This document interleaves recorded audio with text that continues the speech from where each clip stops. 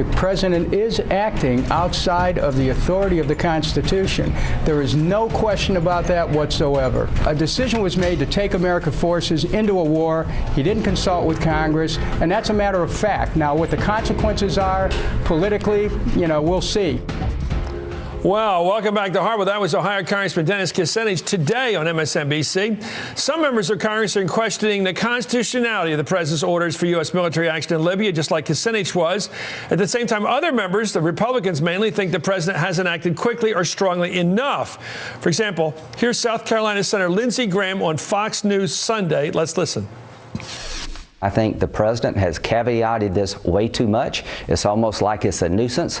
This is a great opportunity to replace a tyrannical dictator who is not a legitimate leader, who is an international crook, and we should seize the moment and talk about replacing him, not talking about how limited we will be.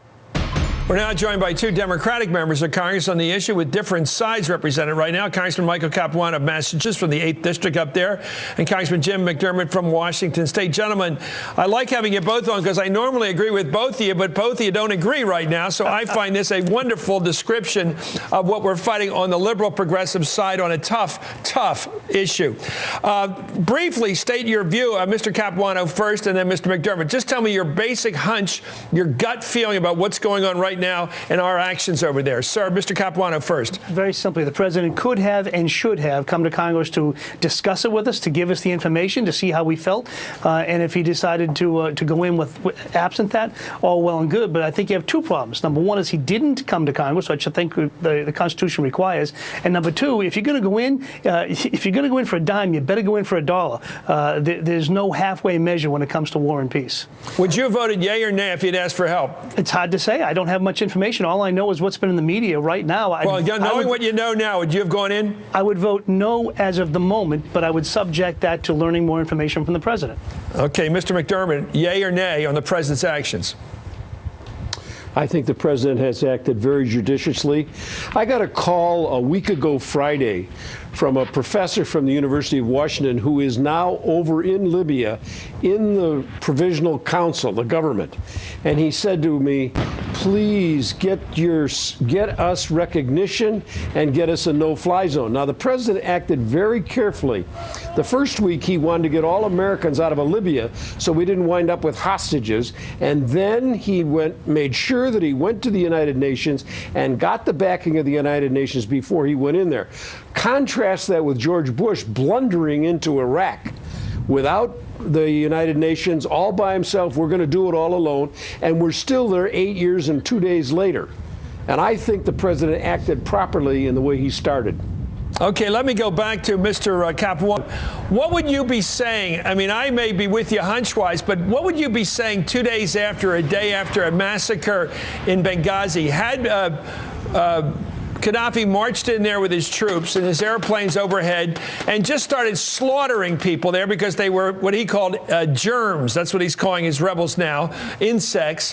What would you be saying then? I'd be asking whether the United States is the policeman to the world, and maybe we should go in.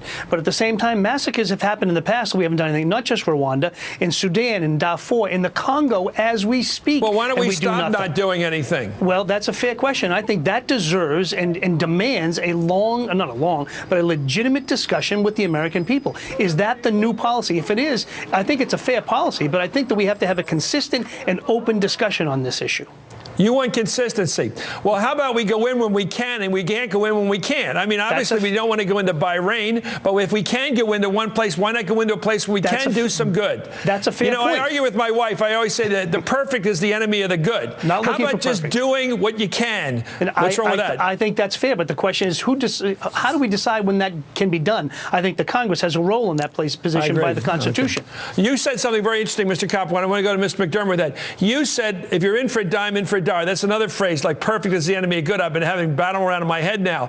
If you're going to go in, shouldn't we try to get either Gaddafi out of the country, send him to Venezuela, we can hang out and hug Hugo Chavez and have a good time, or knock him off? One or the other, but it seems like he's going to be there for months, if not. Mr. McDermott, that's a pretty good question. Are we going to let that guy sit there while we do our neat little no-fly zone, and he's sitting there knocking people off in basements and alleys in Tripoli?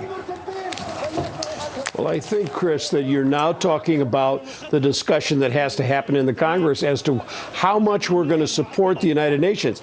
I remember during the early days in Yugoslavia, when Croatians were coming into my office saying, "You must arm us. We're going to be destroyed by this guy Milosevic," and we didn't do anything then. And ultimately, we went in Kosovo, and then I was in the airport with Clinton when he apologized to the Rwandans over the fact that they did not come in and do anything in that. So, should we knock off this guy or let him go or do something to end this war quick or let it linger for months? Your answer.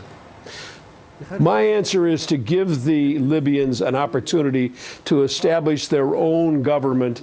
And I don't think we can go in and knock off people. The idea of knocking off Saddam Hussein, what did that get us? It got us. I'm asking you, how about giving him a ticket? How about giving him a ticket and a tanker enough gas to get him to Venezuela? Well, I'd certainly be willing to do that. But I don't think that's the best thing in the world. Let him do that. We shouldn't target him.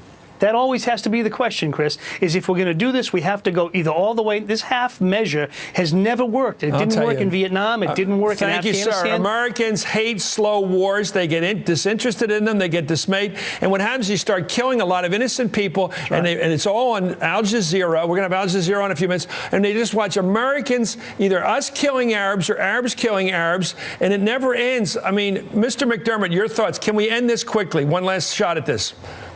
Or not? I don't think we know enough, nor do we know how to end it quickly.